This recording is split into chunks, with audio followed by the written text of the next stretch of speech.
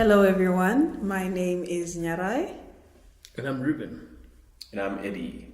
And we are coming to you with a story that we found interesting today. So, there's an article in TechCrunch, and they are saying that the collapse of Ether is inevitable. So, they've prophesied doom for the coin. What do you guys think? Well, everything has a beginning, everything has an ending. Some things are consistent. So, to every story, it depends on what they're actually saying. What are their points to the doom of Ether? Are they, I see in the article they mentioned that Ether as a platform itself is great. They're speaking of the actual currency. Yeah. That's the one that they see doom in. So, we'd have to see as we go deep into the article what exactly are their points that they're pointing out. Okay. Yeah. Thoughts on that title? Well, at least they're clear that, by calling it ETH, like Ether, the currency, is separating it from Ethereum, the platform. So when I first, when it first came to my attention, I was a little bit concerned. It's like, Ethereum is collapsing? Yeah. Would have been a big surprise. There's very, very smart people, many of them behind this platform. So I would have been surprised. But they make a case, or Jeremy Rubin, who wrote the article, makes a strong case why the currency Ether might actually collapse. I completely agree. Looking at Ethereum as a currency that's not really backed by anything. Well, let me not say by anything, but not backed by an asset. It's pretty volatile. If you look at it right now, I'm looking at CoinMarketCap. It's down 2.38% to 290. And that's not a very... I guess it's attractive to buy right now, but as a store of value, it's quite problematic. So before we get into the article, I think that could be one of the reasons, or one of the reasons that I can think of off the top of my head that, But it's great that, if we do a little bit of etymology here, look, it's cryptocurrency, not crypto money. So maybe the volatility is built right into it. Because it is currency and it sort of fluctuates depending on various different metrics and so forth. So, the volatility is there in the crypto market, and I think, as long as it's, not tied to a physical asset, as you're saying, it's probably logical to expect that volatility. Okay. Right, we're going to go into the article just to, we want to know what this guy is really talking about. He says, here's a prediction. The asset, ETH, the asset, not the Ethereum network itself, will go to zero. Those who already think that ETH will not see real adoption, thanks to a failure to scale, to adopt more secure contracts authoring practices, or to outcompete its competitors, don't need to be convinced that a price collapse would follow as a sequence. Now, I want to discuss a little bit about the security aspect of it. Do you guys remember when the MyEther wallet was hacked and people lost, a tremendous amount of money? And do you think that maybe that's also an issue that could spell the doom for ETH? Because ultimately people want to trade and store or buy cryptocurrency that's much more secure on a secure platform. Is it the platform that's not secure, or it's the currency? I'll take it.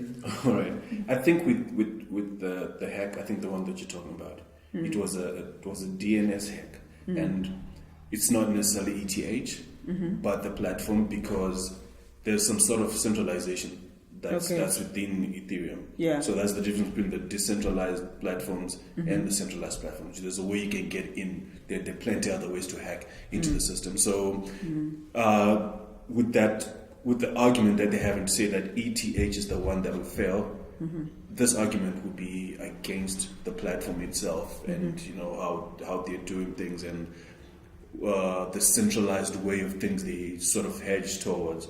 So yes, it will be the platform in that sense. Okay. But thinking about it as a sort of layperson, when there is a security breach of any nature, it may be difficult to disaggregate the two, the currency and the platform. So if I'm a layperson walking about or out there somewhere, when I hear that there's a security breach in Ethereum, the platform, or something to do with Ether, the currency, my Ether wallet, everything, I put everything together and then just say, well, this isn't secure. True. Because we have to acknowledge the fact that not everyone who's participating in the cryptocurrency market is as technically or technologically savvy as the people who design those protocols, or the people like you who have that software and engineering background. But I might not get it because I don't have that background. Understand. And I actually like that you mentioned that you can't really separate the two, the Ether and Ethereum, because I can take a different angle to this. We said it's not backed by anything. Can't we say it's backed by ET something. It's not backed by an asset. By an asset, sorry. Let me rephrase. That's not backed by an asset like gold or whatever asset you have. But can we say ETH is actually backed by Ethereum to say, as long as Ethereum is there, as long as the awesome platform of Ethereum is there, ETH will be there. That's the backing it has. Yeah, it's there, but then I don't want to preempt. I don't want to preempt what's going to be said later on. But there's contention there. Perhaps people might come around to a different solution, so that the need for Ether is taken away within the Ethereum platform. As much as it is possible for Ethereum to live without Ether. If Ether goes down to zero, I don't think the guys inside Ethereum will allow that to happen, because that's a big part of how they make money. So they will put things in place to make sure that in order to use that platform, you need to be trading in Ether, and they will find ways to make it valuable, because if your platform is that awesome to the fact that everybody needs to use it, then they would have to go with your terms to a certain extent, which means that adoption would actually give value to the coin. And I think that's the most, I like that you talked about adoption. That's the most valuable thing for any coin or cryptocurrency. If people don't use it, if people don't want it, then it's of no use. But Ether seems to be something that's widely used. So even if you have other tokens that you have, and you'd like to transact anywhere in the world using cryptocurrency, you have a better chance of trading or transacting in Ether than in, a coin that's still emerging or a token that's still, emerging on the market. So the fact that it has been adopted, especially as an alternative to Bitcoin for other people, and much affordable to buy. Then it makes it much better. So I don't know if it's still doomed, but here there's a section of the article that says there's no future for gas. So they're talking about the gas that fuels the Ethereum transactions. And they say there's no value proposition for Ether in the official description. Perhaps this omission is because ETH's value seems so obvious to the Ethereum Foundation that it is hardly worth mentioning. ETH fees, dubbed as gas, is how you pay for all this. If the concept of gas is immediately obvious, let's expand the metaphor. The Ethereum network is like a shared car. When a contract wants to be driven by the shared car, the car uses up fuel, which you have to pay to pay the driver for. How much gas money you owe depends on how far you have to be driven and how much trash you left in the car. Now, gas is a nice metaphor, but the metaphor is insufficient as an argument to support non-zero ETH prices. Gasoline actually burns inside an internal combustion engine.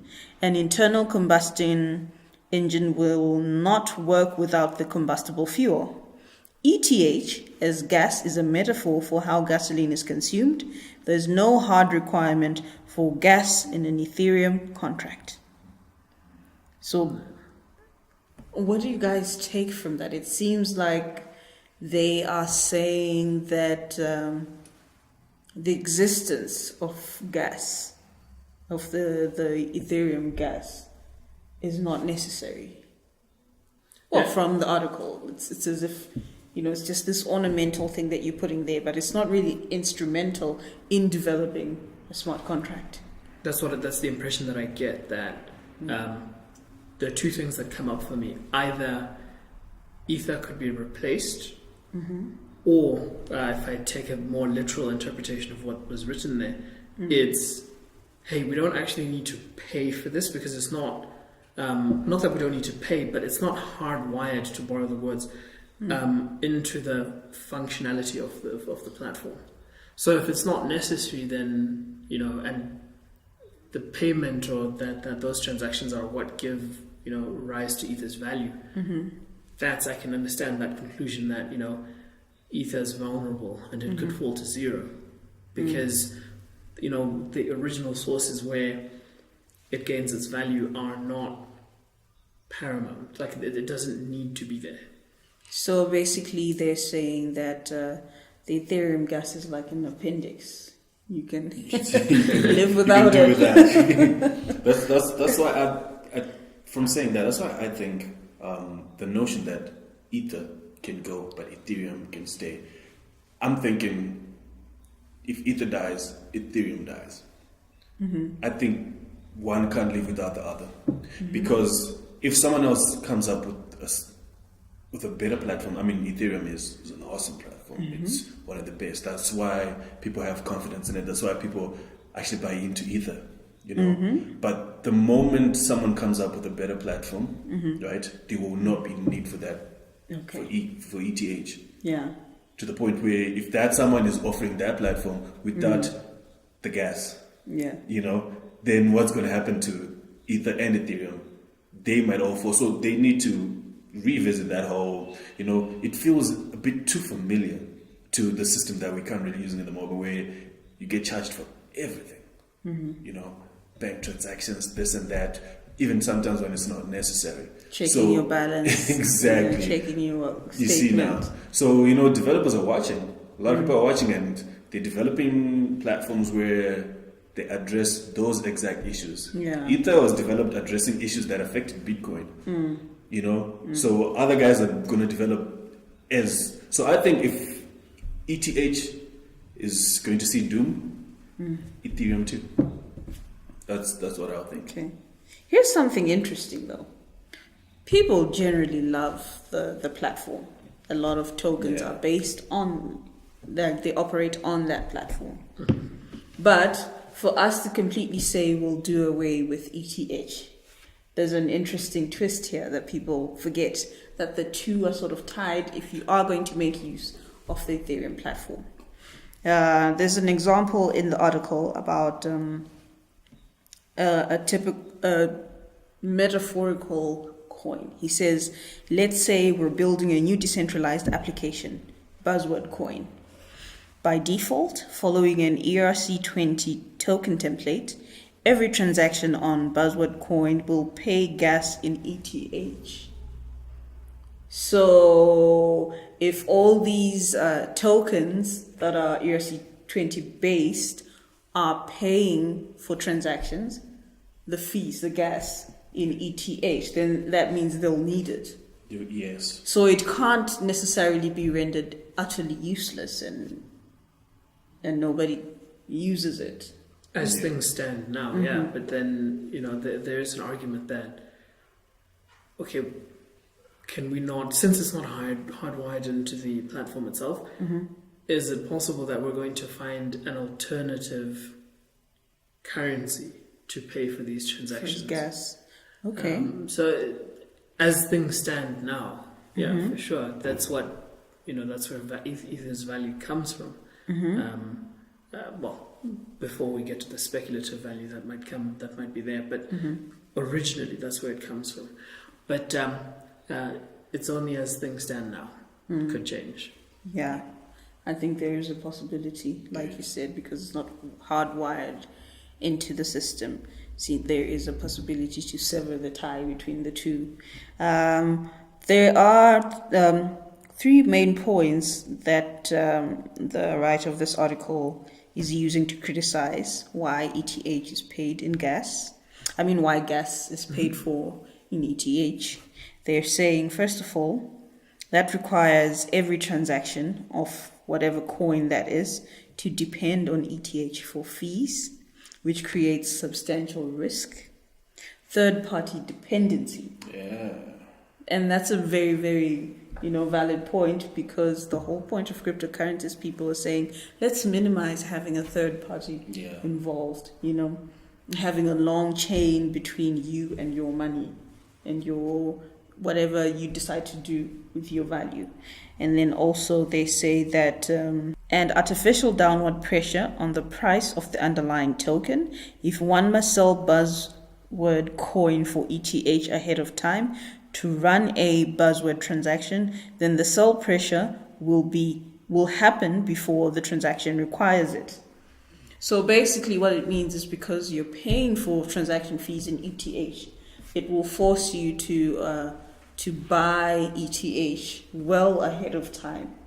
Not because you want to, but you're just thinking, because of the transactions that I'll want to perform, or at a later stage, I might as well do it now. Yeah. And it's kind of, it goes hand in hand with the metaphor, because like this morning, he was talking about how he wants to put a full tank of fuel way ahead of time, like get it over and done with, because I'm going to be doing this and that. And so I'd just rather just fill up my tank. And I think that's what it'll do here. It'll force you to buy Ether when you don't want to, but well ahead of time, considering the amount of transactions that you want to. So the freedom is gone. Yeah. We're now playing, so it's a monopoly game. Yeah.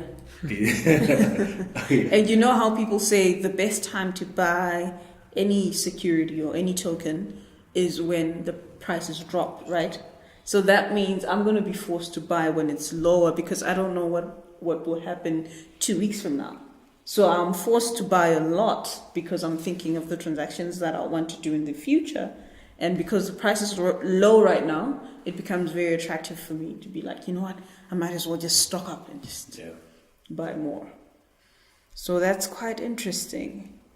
So to dig deep into the article, I found a lot of stuff in there, very technical, a lot of it. But we just tried to discuss on it to see what each and everyone's... Anytime you're dealing with a cryptocurrency that is based on market adoption, you run into problems. Everything to an extent, is subject to market adoption, but the extent differs between the various cryptocurrencies. This is what I would like to call an adoption-based cryptocurrency, and maybe not an asset-backed cryptocurrency. Yeah. So there is a group of people, I think, who would be better served by looking for asset-backed cryptocurrencies, because they have an underlying value that is independent of the cryptocurrency ecosystem itself. Yeah. So production, a precious metal, is it a claim on ownership or something like that, that I think could prove to be more useful and less likely to fall to zero. Yeah. It's a very difficult thing for a lot of people to comprehend, that Ethereum is as big as it is, Ether, the currency, is as big as it is, to imagine that falling to zero. But it's probable. I want to make sure I get my language correct. I'm not saying that it's likely, Right. but I'm saying it's probable in the sense that it could happen. So it's possible. It's possible, yeah. Okay. But when we look at other, precious metals outside of the cryptocurrency community, I think it's much less likely for gold, platinum, and things like that to fall to zero, because they have a real use case outside of the world of technology. If the internet broke down today, it's impossible, right? But if the internet broke down today, gold will still be valuable. Platinum will still be valuable. Right. So there's an argument that, hey, look, let's marry those two worlds, things that are based in hard reality and these very, very advanced technical conversations about how we're going to move progress. The two need to move in tandem. And that's why I'm a big fan of asset-backed cryptocurrencies and not putting everything towards something like Ether. Right, right. It has its limitations. Yeah, that's very true. And with that, we're going to conclude our discussion. Let us know what you think, guys. Do you think we did this topic justice? If not, feel free to enter your remarks or comments in the comments section. Remember to subscribe to our channel. Until next time, from us three, bye.